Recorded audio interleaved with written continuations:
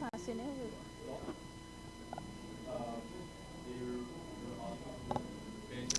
Hi, good afternoon, guys. We are here at AI Summit St. Lucia, and we are at the second portion, AI Expo. Guys, we would just like to delve into the different ways that AI will be integrated into our different sectors. We're looking at how it would impact the health sector. We have different persons here just explaining that to us, and we're live, guys. So you can come on down and let us know, like, how are you feeling, and how exactly do you think that AI can impact us? So we're just going to take you around. Everybody will explain what exactly that they do and which specific area they're in. Come along as we get to know what AI is all about. Hello, hi. Hey. Real 3D printing. We're here at the AI Expo, and we see that you guys definitely have a great display.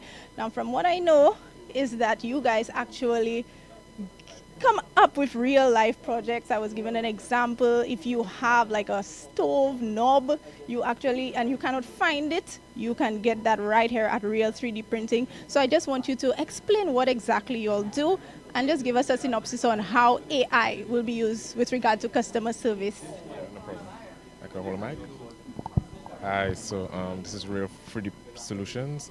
We're a digital manufacturing company where we do various kinds of ideas that come to life. So whatever you have a prototype you want to make, you could come to us, or a replacement part that's broken, we could replace it for you, or anything such as merchandising, custom parts. You have a key ring you want, or cake toppers, cookie cutters, we could do that for you.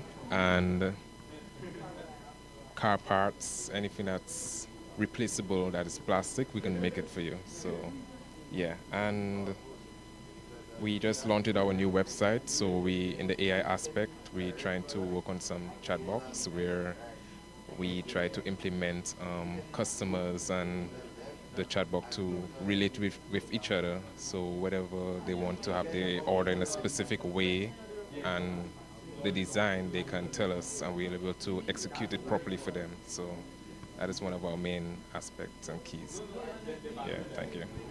Okay, thank you very much. And for the AI aspect, I know that you guys are looking into integrating AI to expand customer service, to better customer service, so that possible chatbox. Yes. So if you could just let us know, where you guys are at with that, that would be great. I would give a little overview, but in the deep field, I will let my colleague give a little more explanation for it. Because yeah, thank you. Thank you very much. Yeah, so with regards to our business, we normally take ideas from our customers, and the design team would have to,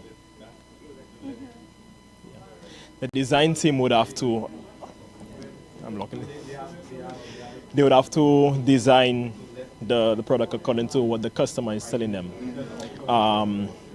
Your issue is sometimes the idea that the customer has in their mind is not what they are communicating. Especially in terms of size. Sometimes you might want to know the exact size of the object. The customer might say, might compare it to something, but we want it probably, centimeters and inches. So the chatbot is designed to interact with the customer, ask a few basic questions, and from there it will be able to give the design team a more comprehensive description of what it is that we need to produce. Yeah. Nice. Innovative use of AI. We thank you so much, Real 3D Printing. We really appreciate you guys being here at the Expo, and it's just amazing to see how our local inventors are really taking advantage of AI. Thank you so much. Thank you. So we're moving along, guys. I'm just here at the AI Expo, and we're just taking a look at what our local producers are doing here with regard to AI, and we are just fascinated with it. Again, we're live, so you can come on down here and see exactly what it's like. You can come engage with the participants and just get to know where are we with AI in St. Lucia.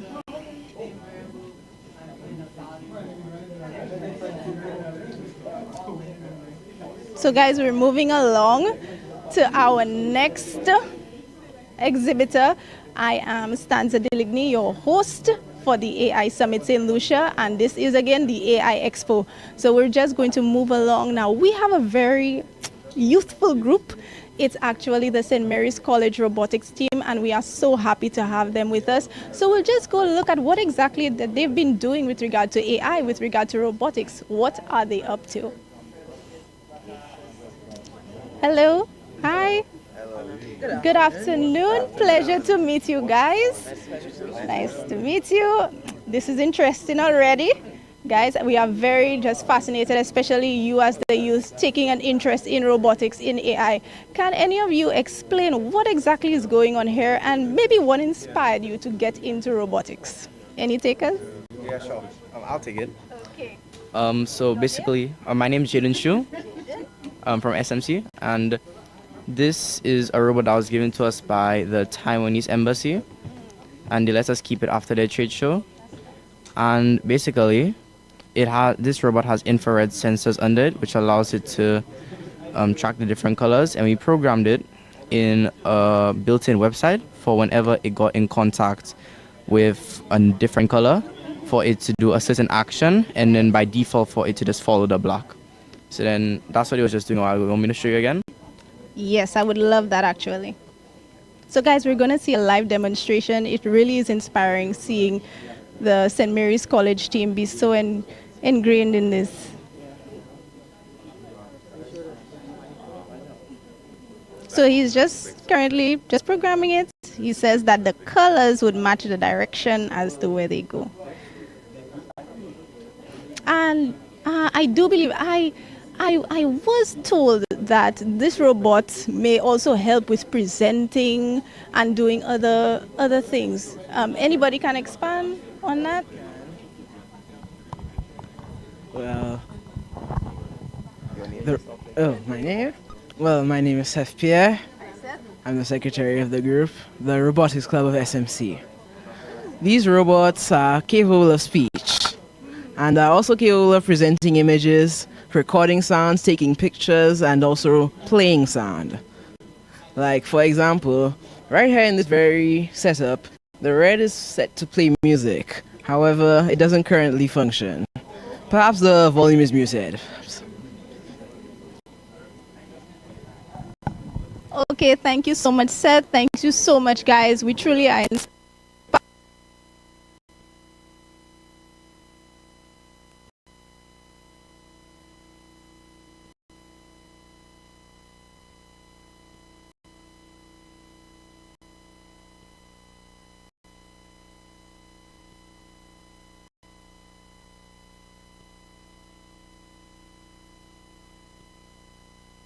So,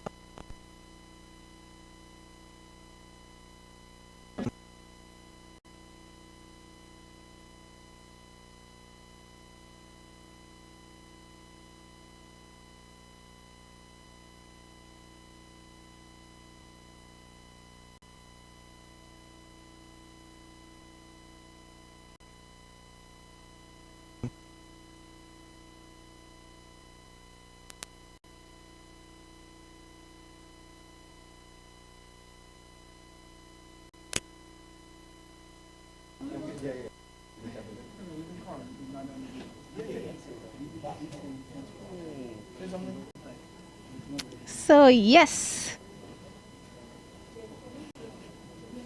Would you like to say anything? Your students, you must be so proud. You must be so proud of them. This is Mr. Jabatis from the St. Mary's College. He, has been instrumental in getting the students here at AI Expo, AI Summit St. Lucia, and we are just so happy to have him. Can you let us know, how has it been working with these young minds, their thirst for knowledge on AI and robotics? How has it been? It has been very interesting because people have the perception that when it comes to learning that students are not interested, but we've not experienced that with the robotics club. Our members are always there on time. They will see me all over the campus. So we have robotics this afternoon, right? So they're always excited. We just had our club expo taking in more members signing up. So I think it's always about the approach. You give them something they're interested in, something that's fun, fund, they will be there. You will see the interest.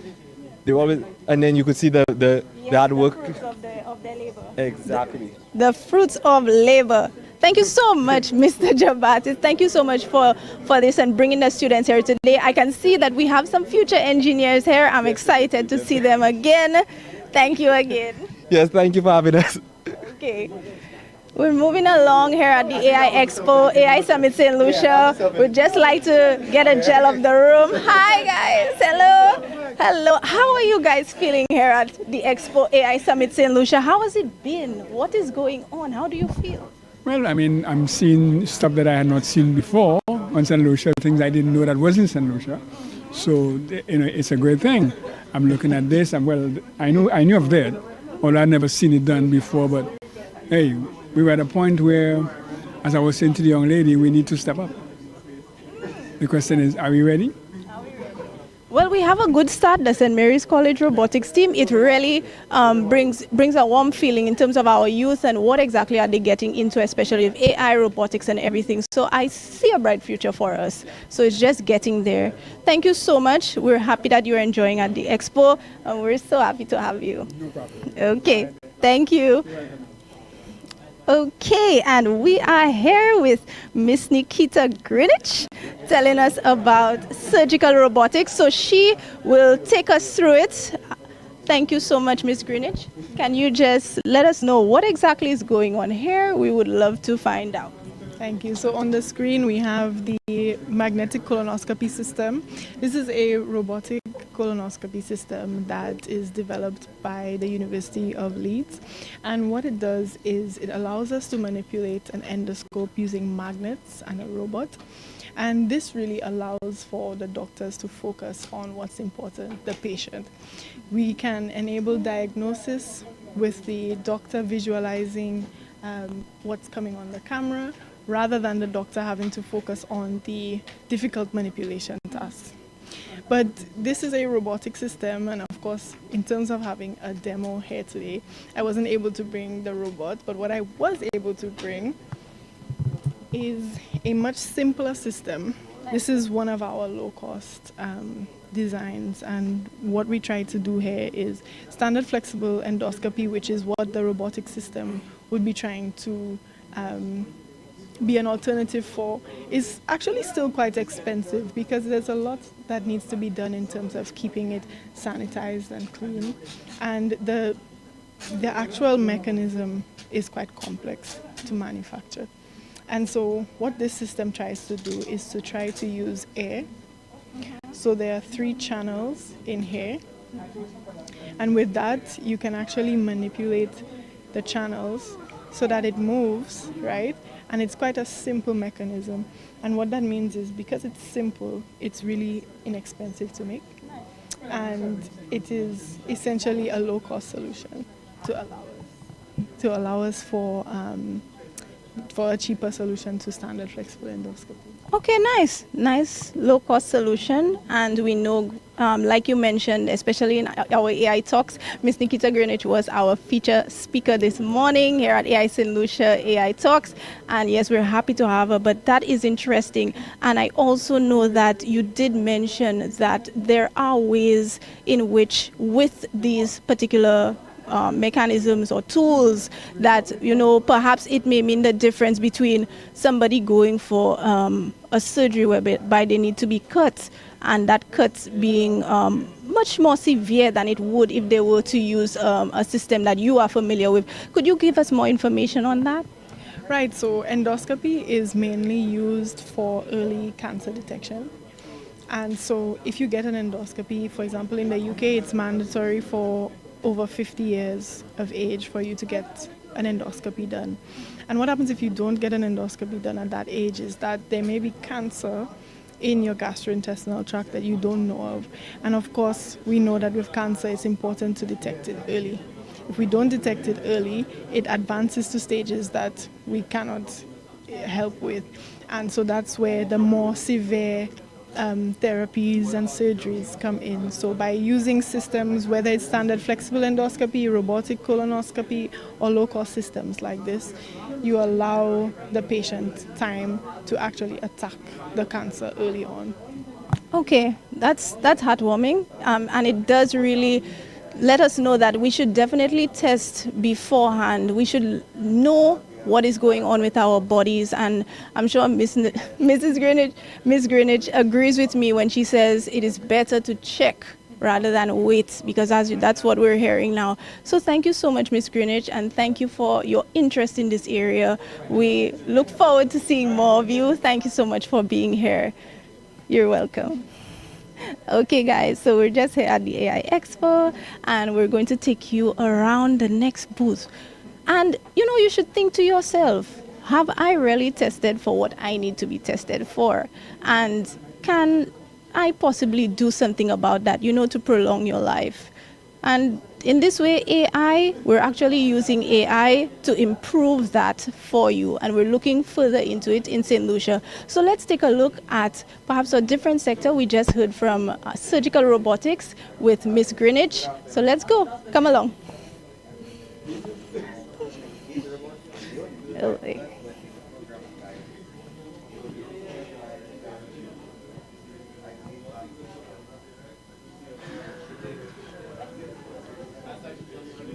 hello. Hi. Hello. Hey. So we're here at AI Summit St. Lucia, and we'd just like to know, how are you feeling? What really has grabbed your attention here at the AI Expo? Sorry to put you on the spot. We'd just love to know it.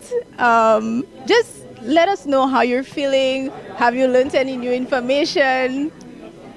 Sure. Okay, you want me to hold the mic or? No. Okay. I'd say I'm feeling very inspired. There's been a lot of new information, especially the feature speaker. All the presentations were great, but I really like that. For her presentation, it was just another example of being from St. Lucia doesn't limit us in what we're able to do. The fact that she's already in the clinical trials and her product is going to market soon, it says that anything is possible. Amen to that. Thank you so much. Thank you, and enjoy.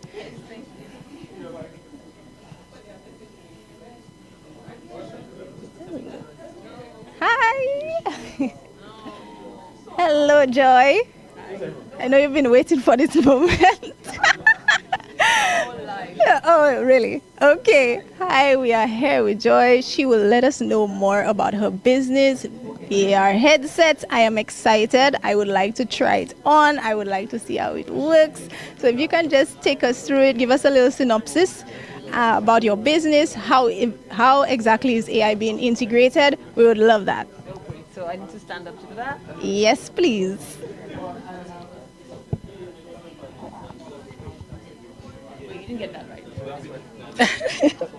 So as Sansa said, welcome to Joie Innovative Learning Solutions. And simply put, we take children from failure to success through technology and innovative strategies and engaging strategies. So this is our virtual reality headset, which teaches kids using, 3D content. And we teach science, physics, chem, bio, and even math. And on days where they're maybe a little bit tired, we can take them on tour as well to different places in the world, like the Eiffel Tower, the Statue of Liberty. They can tour the world just to have a little more fun after they're done going through the STEM content. Nice, sounds exciting, and I am looking forward to trying it right now. Perhaps I'll end up at the Eiffel Tower. Yes. Thank you.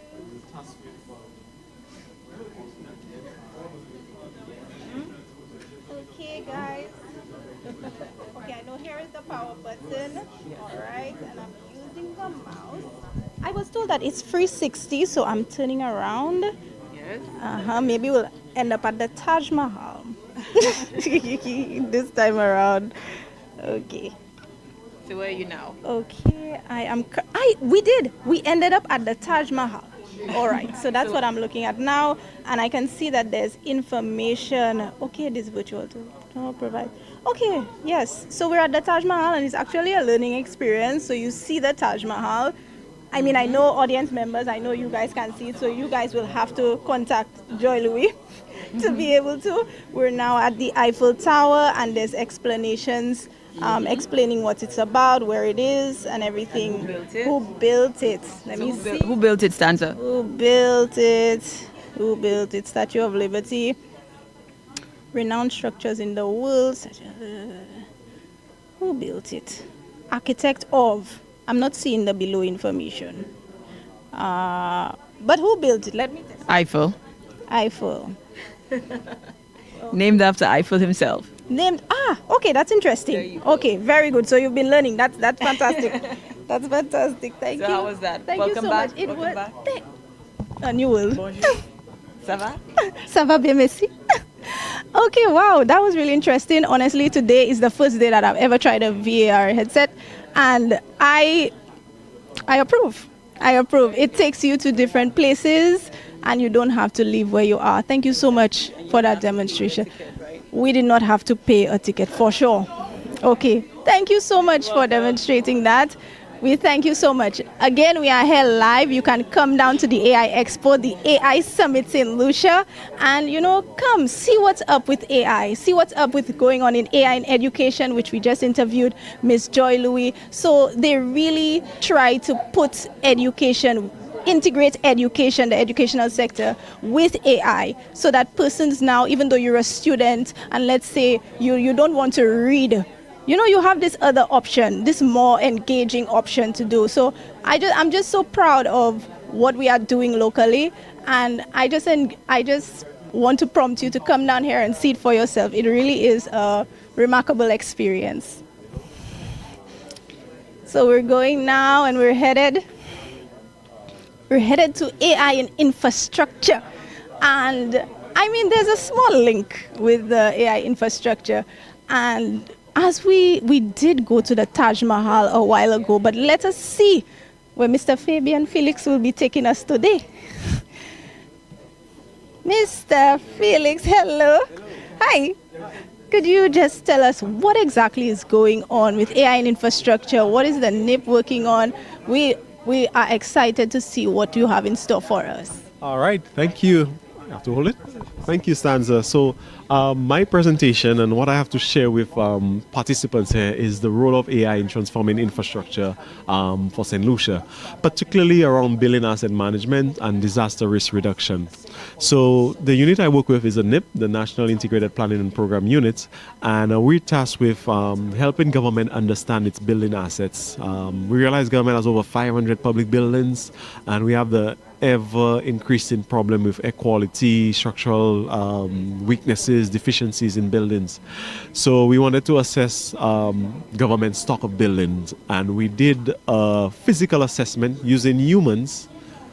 We did 25 buildings, and it was quite costly to government, these 25 buildings, and it took quite a while to do those 25 buildings, over 3 months to assess 25 buildings. So what we thought, we partnered with educational institutions. Particularly, we had a good conversation with colleagues at Johns Hopkins University, and they were like, yeah, AI and machine learning can actually help in that regard. If we have a sample size of 25, they can use other data from around the Caribbean to have the model learn the type of buildings that we have. The structure, the typical window size, the roof types that we use, and put that into the model, so the model can actually do that preliminary condition assessment of all the 500 plus buildings, instead of each and every day a team of technical persons, engineers, technicians going out there, sometimes in dangerous situations, going on the roof to assess 6-story buildings. The model can actually do that with the right imagery from drones. Yes. Thank you so much for that information, Fabian. Are you, what is the name of this? Does it link to Mapillary? Certainly. So like I mentioned, some of the imagery that we use, it would come from different sources. One of our primary source of information is Mapillary, mapillary.com, map, illary.com. It's actually an open source web-based street view imagery application for St. Lucia. Mapillary gives us additional footage of the facade of the buildings in St. Lucia. That helps within the model. Also, we use drone imagery for the roof. Drones can actually tell us what type of roof, what shape it is in, if it's a gable roof or a hip roof or a concrete roof. And also the LiDAR data, which St. Lucia acquired in 2022. LiDAR is a very accurate piece of aerial footage for St. Lucia, and it could give things like the terrain, characteristics of the island. It could give the surface model, canopy heights, land surface heights, and building heights. So all of that is being used to help generate and help an AI model learn the base data and can give us quick time results for building condition assessments for St. Lucia. Nice, thank you very much. And when I first found out about this, honestly, I was very excited because I'm usually not excited for anything infrastructure. I'm sorry, that's your area. But when I heard about using sites like Mapillary, because with Mapillary you can go to even different parts of the world, that in itself was amazing to me already. But knowing that you can assess a building without actually going there, just imagine like during COVID when we couldn't leave our homes, that's an amazing tool. And we're just so happy and grateful that AI, we are able to use AI to better our infrastructure and to even better the way how efficient we are and the way we go about with development. Thank you so much, Mr. Felix. You are most welcome. Thank you. Okay, guys, so we are moving on, and I still want to prompt you, you can still come down. We are live. We are here at the AI Expo, AI Summit St. Lucia, and we would love to have you. Check out the VR headsets. Fabian would be happy to show you Mapillary and how exactly they would go about assessing the buildings. You can go to Nikita to learn about surgical robotics. Get her take on different things. You can learn so much, and we really do encourage you to come down. Okay, so now we will be going into AI climate finance, and I would just like to introduce Mr. Oliver Barrett. He will let us know exactly how he will be going about with AI climate finance, knowing how to assess certain projects, because as an economist myself, I know that we've had problems, accessing climate finance, because sometimes the concept notes are so stringent that you need to know how exactly to go about developing them, and I guess the criteria is rigorous as well. So Mr. Oliver Barrett has developed a tool in which he will let us know more about, that goes into AI for climate action, letting us know how to access those with a system that will assess your concept notes, assess your proposal, so that it would have a better chance of getting through to that financing. And with that, I give you Mr. Oliver Barrett.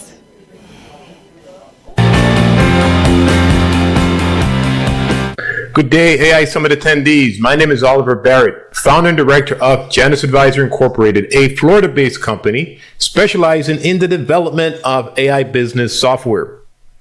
Did you know that AI can be harnessed to significantly enhance the ability of small states to procure millions of dollars in finance for climate adaptation and mitigation projects? If not, stay tuned and I'll explain how all of that is possible. Artificial intelligence is transforming how we work and solve problems. Governments worldwide are recognizing its potential for the public good. For example, the U.S. State Department uses machine learning to improve record keeping, saving thousands of labor hours. Other governments across the Americas are also exploring ways to leverage AI for significant efficiency and productivity gains. And why shouldn't they? Generative AI can automate tasks, rapidly analyze data, and more generally, serve as a powerful companion in virtually any activity involving language.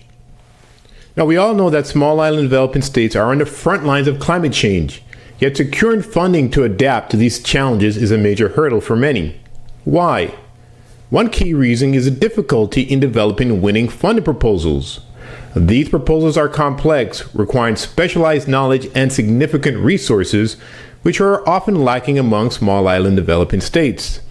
This is reflected in the sobering statistic that 70% of concept notes fail on the first attempt. This leaves small island developing states scrambling to protect themselves and to meet their renewable energy targets. We believe AI can play a transformative role in addressing this challenge. That's why 2 years ago we began developing Climate Finance Copilot, an AI-enabled web application designed to assist with the drafting and assessment of funding proposals.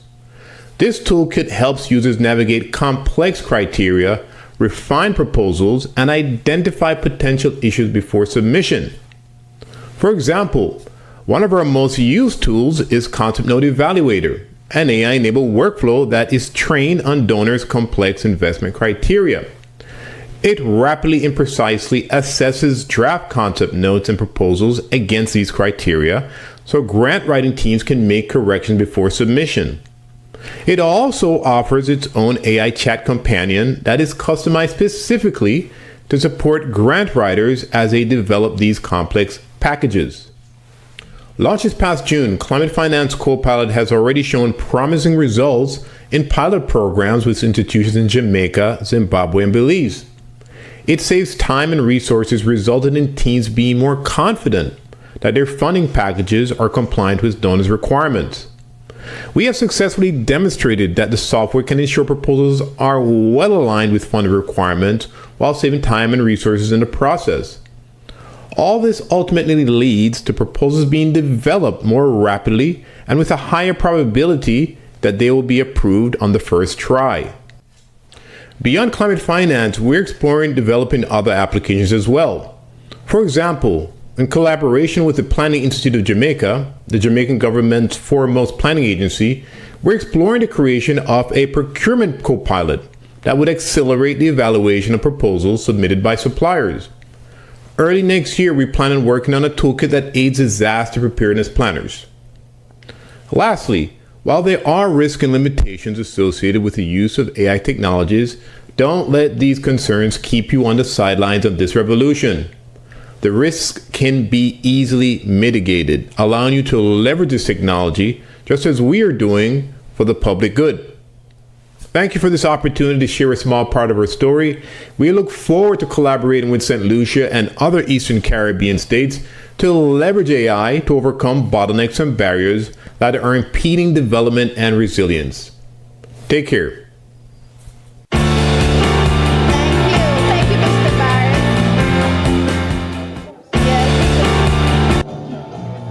Yes, Mr. Barrett really wanted to be here with us here in person. He's actually based in Miami, but he still decided to send a video to let us know what exactly is going on with AI and how he's integrating that into climate financing. So we thank him very much. Our last stop today is not specifically an exhibitor booth, but we would just like to have a short conversation with Roberta. I mean, we've been through the different sections. We've heard about what is AI going on in the different sectors. We've heard about infrastructure with Mapillary. We've heard about what is going on with education with regard to the headsets. You can see the Taj Mahal. I saw the Taj Mahal and I saw information on the Taj Mahal, and it was very exciting. So we've learned about surgical robotics. We've learned about what is going on with the real 3D printing. And honestly, I'm just proud of our local persons here. So we'd just like to have a short conversation with Miss Roberta, developed by our AI in-house consultant, Mr. Jim Joseph. So we'd just like to ask Roberta a few questions. Roberta is a very busy person, so, we had to make our appointments. Roberta, are you available? It sounds like you're trying to set up an appointment. I'm currently here at the AI Expo.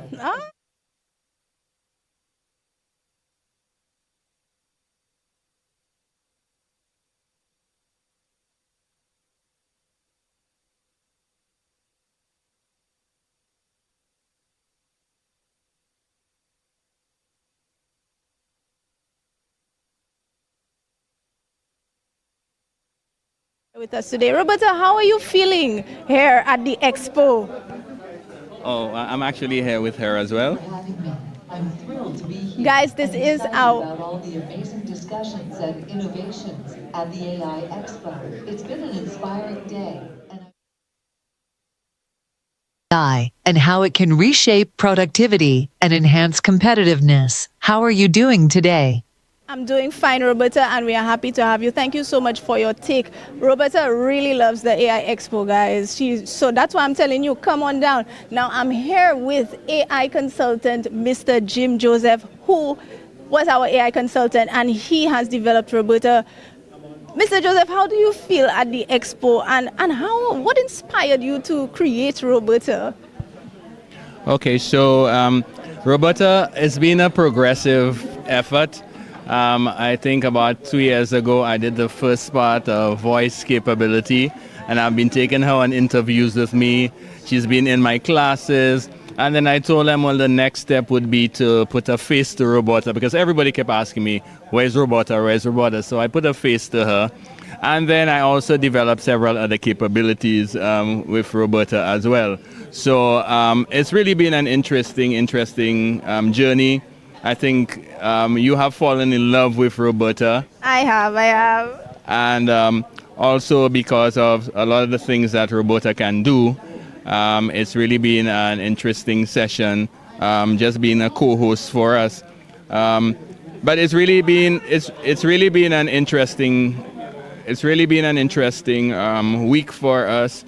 I really want to commend the team for having worked so hard to be able to do all what y'all did and to be able to put this expo.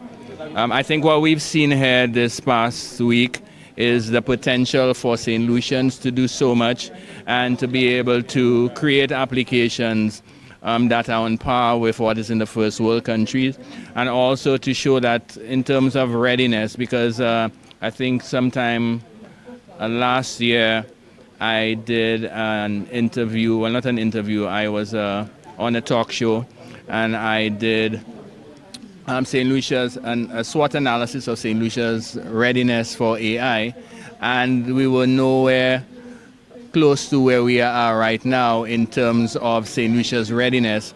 The private sector was on board because, of course, they were leading the charge in terms of AI and AI implementation, but now we have actually seen how the public sector has come on board and is able to provide the kind of training, the kinds of exposure, the kind of training and knowledge that we need to make sure that both private and public sector agencies are moving along in the same direction.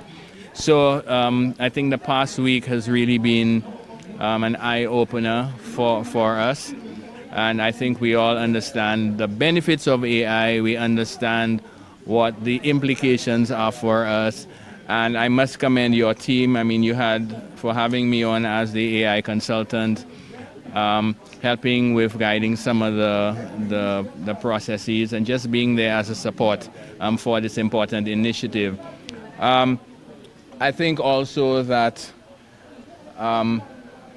it's an excellent opportunity for us to put things in place.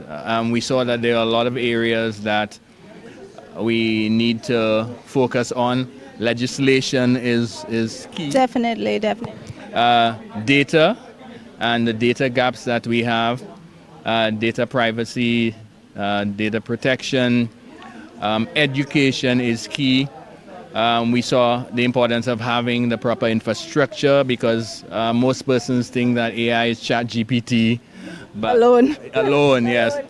But the supporting infrastructure, the kind of equipment that we need to be able to do some of the things that we need to do, definitely there are cost implications.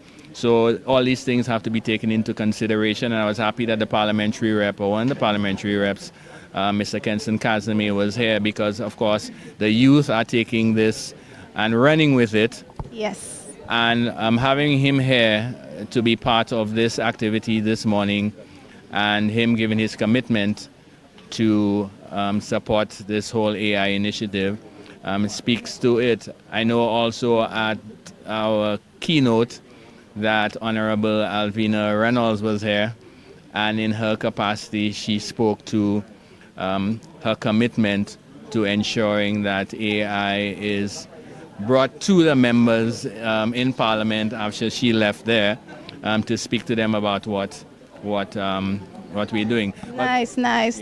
Thank you so much for that information. Jim, I just have one question. We know how amazing AI can be. We know the benefits. You did mention the implications. What would you say to somebody who is genuinely concerned? There are concerns with AI. Some persons do believe that, AI will take my job. AI will take over the world. What would you say to them? Well, one of the things I mentioned in my address was the fact that AI and AI implementation and what we see right now is the fourth stage of the Industrial Revolution. And really, this is no different than all the other industrial revolutions that we've been through.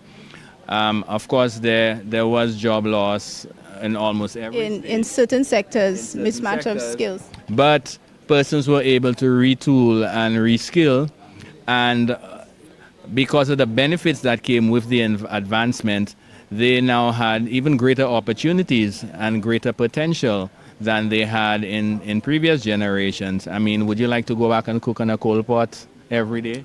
Not every day, but it would be a nice little activity. Would you like to walk from your home to come to this session and walk back home? Okay, Jim, we know where you're going with this. Yeah. But yes, thank you. Yes, but really, it's been innovative, and my company, we have done a lot of the training in government and in private sector organizations. We've developed a number of applications, and it's an opportunity to be here this afternoon to be able to, Thank you so much, Jim. Thank you so much for the interview, the mini interview, and thank you so much, Roberta.